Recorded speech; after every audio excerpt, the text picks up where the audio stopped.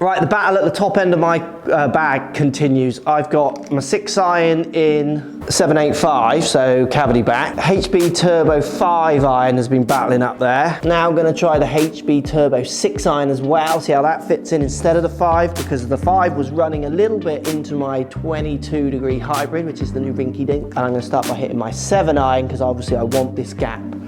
I want the gaps to all blend up, basically. I want to hit certain numbers when I get in this top end. We've got Matt over here doing the computer as well. Let's see how the top end of my bag might finish. Right, so I'm going to start with my 7-iron, just to get my numbers. I want this club to be going around 170. Remember, the loft on this 7-iron is stronger than my old. This is closer to my 6-iron in my old Titleist set. A little bit duffy, but it should work. High on the face strike.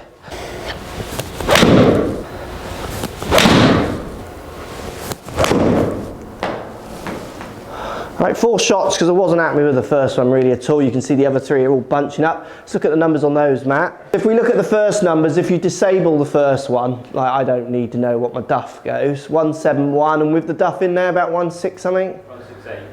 Okay, so 17, if you take the duff out again, so nearly 5,000 revs of spin. Remember, it's a 6-iron off the mat.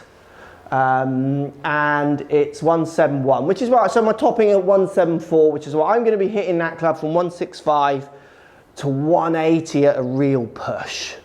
So I want basically the next club in my bag to be going around 185. HB Turbo launcher. Again, average strike, but take it. That's where I feel like this. I'm going to have a 7-iron as my longest iron. I am going to call this an iron.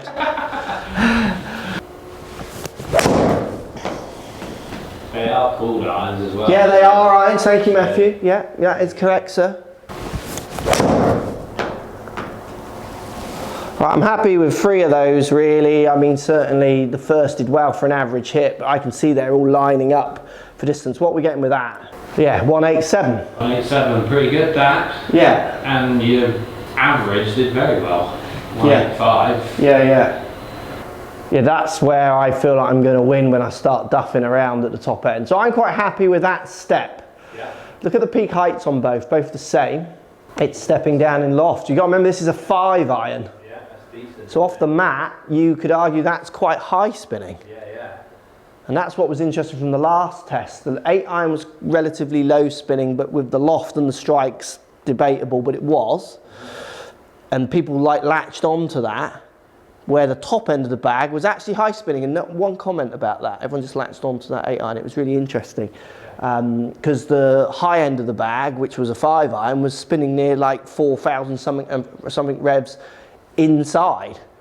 You know, and that's like almost like the 5-iron. You think you're hitting a 5-iron, it's actually more like a 4-iron. Yeah. So it's a funny mix. It's just funny what people latch onto, I always think. Right, so the next question is I need to then step up to my 22. So 22-degree hybrid next, Matt. Okay, so this is Rinky replacement. Well, basically, I want to be able to hit this from 190. I want it to cross over with that 6. How far was that 6 going? So that 6 was 187. Yeah, so I could get the 6. If I hit one more with the 6, look, just to give you an idea. So I'm going to hit the 6 now hard. So it's a 195 pin. Okay. And I want to hit something hard. I don't want to float something. Okay. So I'm going to hit the hard 6. Can I get there? Maybe slightly draw a shape. Oh, perfect. That's lovely. So I've got the direction. So there's 190 carry, I think. 191 maybe. 189. So what did I say? 195? 195. Yeah, so that's 4 yards short, isn't it? That's going to bounce on a yard or 2. Bounce and go pin eye, isn't it? Yeah, it's because it's what it's spinning at, 4.5. Again, for a 5-iron, it's not low spinning, is it? No. It's actually high spinning indoors for a 5-iron loft. Yeah. So I'm going to hit one more because I could hit that a little harder, like really belt it. Not sure I got the shape for the distance, but I felt like I went for that more. Speed. Yeah, it is out there. Look, Yeah, there you go. 195, pretty much spot on. So I would often more hit the one softer. Yeah, so 193, that's going to run to 195. So the 6 iron can get up to 195 if I want it to. Okay.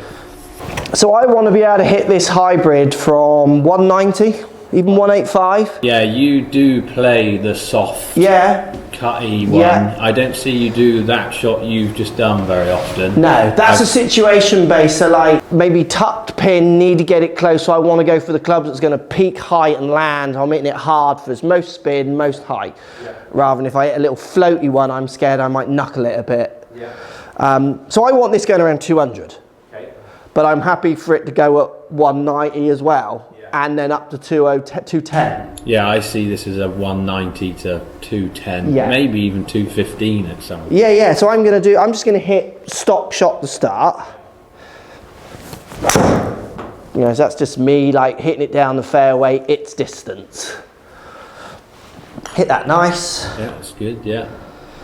I love the little onsetness of this club. Yeah, it just blends into every kind of rinky I've ever had. Do you know how rinky began? How rinky began? So why it went in my bag? I never asked for it. It happened by accident, like all my clubs do, because Ping sent a 23-degree hybrid. No idea why. Probably because they didn't have any other lofts. So normally when companies are sending hybrids for testing, they're sending like a 19, 18, 20, like the middle one. They sent a 23, and it had that X Pro shaft. Oh yeah, the X Tour thingy. Yeah. And I just thought, oh, I'll hit that. And then I hit it and it was perfect and it became a club. And that's what I always love about these videos. If you look at some of the comments on the first gap testing, the passion people have got for my bag, and like they're getting angry, like, that's ridiculous. I just think, wow. Like, as long as they hit a number and I'm happy, like if it was a chipper, I would use it.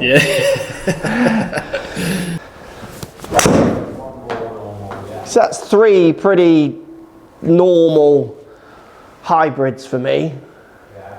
What are we averaging with those 3, and how does that blend into what I've got?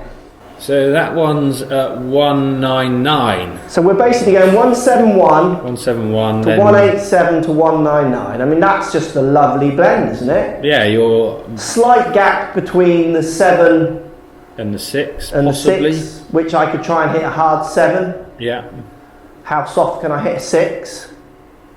Yeah. I think this works well because you're trying this gapping because your 5 launcher turbo sits too close to your rinky. It was running into the rinky. It was basically going 196 carry. But your turbo 5 iron doesn't peak as far as this one does either. No, so if I hit a hard 22, because I need to be able to get this up to 210 at a push.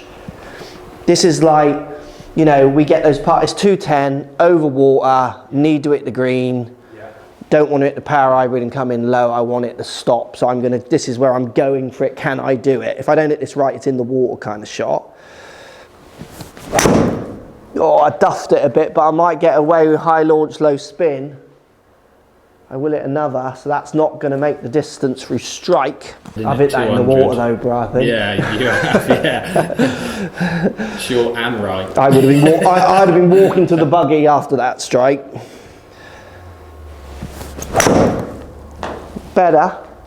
Still got more in it than that, but that was better. Oh, it's over the 200 mark. Just a bit of floaty shape, isn't it? Yeah, I need to turn it. 202. So I do feel like I could get a 207, 209 with this. Yeah. That might be the one. Yeah. I didn't let it go that way. Yeah, there you go. Hello. Oh yeah, 212. Yeah, which is what I'd expect. That's maxing out. So that's go on. What I like with your rink is the versatility of it. Yeah, so shall I try and hit one at 195? Because I never see, like your 6 iron that you were hitting hard there, you rarely go to that shot. Totally. Battle golf. Yeah.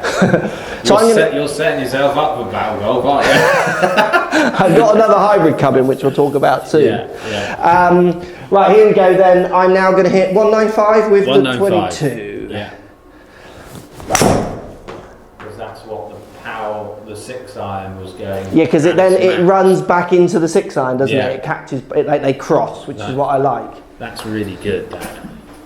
And that's what you've always been good at. So Options. why move it? Why change it? So 189. So that's going to 192, 195-ish with a bit of roll. Look at the difference there. 212 to 189. Yeah. That's 23 yards. Which is why I always feel this 22, which was a 23, feels more like a wedge. Yeah. You know, I'm doing like a 20-yard chip and run to a 60-yard pitch almost with it in my mind. Yeah. 195. Not the best strike in the world, but it won't be far off. A little leaky. Yeah, that's good, isn't it? Pitching 190 pretty much and running out to it again. Yeah, 187, that's going to 190. It's 5 yards short of the pin. Yeah. So it's not the 5, it's the 6. So our 7 iron is going to be my longest club, isn't it? No, that 6 is an iron. Come on, don't let yourself down there. It's definitely an iron. Oh dear, it is a little embarrassing. That's the blend.